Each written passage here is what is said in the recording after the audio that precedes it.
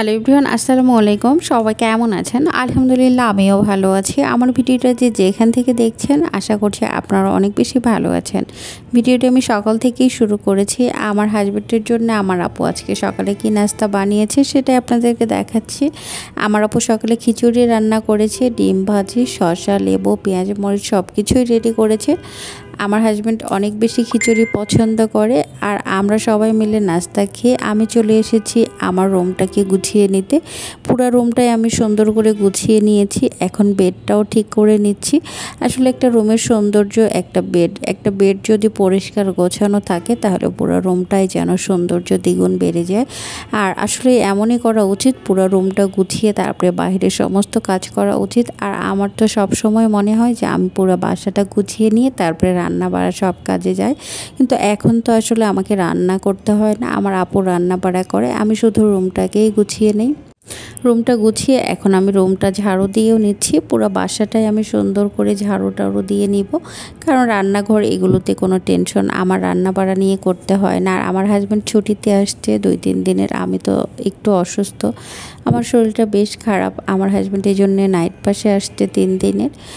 আর আমার আপু এদিকে রান্না বসিয়ে দিচ্ছে। আমার আপু নিজে হাতে একা সব কিছু করে, রান্না কাটা বাছা সব কিছু। আর এদিকে সবজি একটা মিক্সড মাখিয়ে বসিয়ে দিচ্ছে চিংড়ি মাছ দিয়ে সাথে।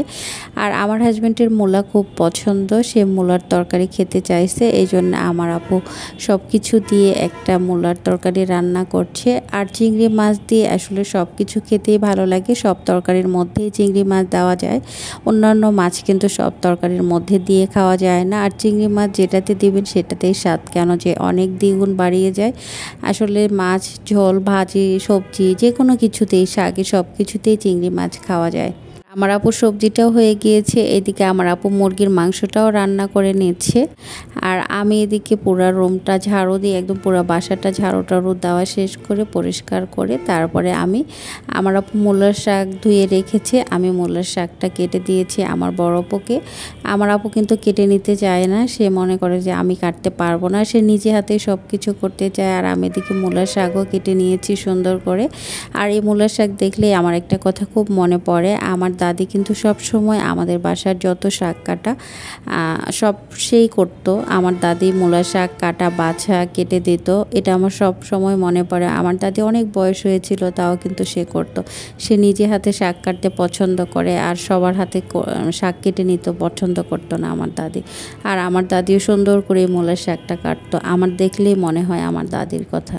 আর আমার দাদিকে আমরা সবাই অনেক বেশি মিস করি। আর আমার আপুর শাক রান্নাও হয়ে গিয়েছে, এদিকে মূলা শাক রান্না করেছে, মুরগির মাংস, ডালও রান্না করে নিয়েছে, সেটা আসলে ভিডিও নিতে আমি পারি নাই। আর এদিকে ভাতও হয়েছে, সবজিটা তো হয়ে গিয়েছে। আর আমার হাজব্যান্ড আসছে আজকে, আমার হাজব্যান্ডের জন্য আমার আপু এত কিছু রান্না করেছে। আর এদিকে সন্ধ্যার সময় আমি উঠে আমার হাজব্যান্ড পপকর্ন খেতে চেয়েছে, আমি পপকর্ন ভেজে নিয়েছি। আর এদিকে দুলাভাই পেঁয়াজও নিয়ে আসছে বাহির থেকে, সন্ধ্যার সময় পেঁয়াজও পপকর্ন এটাই নাস্তা করেছি। আর সাথে আমি দুধ চাও বানিয়েছি। আর আমার ভিডিওটা কেমন হয়েছে সেটা অবশ্যই আপনারা কমেন্ট করে জানাবেন। আর ভিডিওটা যদি ভালো লাগে সবাই একটা লাইক কমেন্ট শেয়ার করে দিবেন। আর সবাই ভালো থাকবেন, সুস্থ থাকবেন। আল্লাহ হাফেজ।